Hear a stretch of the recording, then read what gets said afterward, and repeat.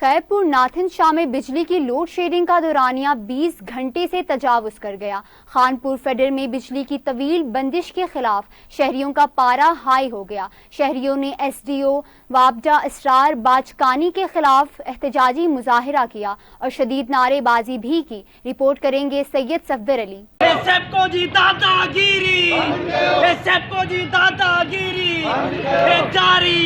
جاری راندی۔ خیرپور ناتھن شاہ میں بجلی کی لوڈ شیڈنگ کا دورانیہ 20 گھنٹے سے تجاوز کر گیا۔ خانپور فیڈر میں بجلی کی طویل بندش خلاف شہریوں کا پارہ ہائی ہو گیا۔ ککڑ کے علاقے میں شہریوں نے محمد اقبال چارن، ایڈوکیٹ نوید جویو، گل حسن نودانی، مہران تگر اور در محمد خرل کی قیادت میں سیپکو خلاف احتجاجی مظاہرہ کیا گیا۔ مظاہرین نے ایس ڈی او وابڈہ اسرار باجکانی خلاف شدید نعرے بازی کی۔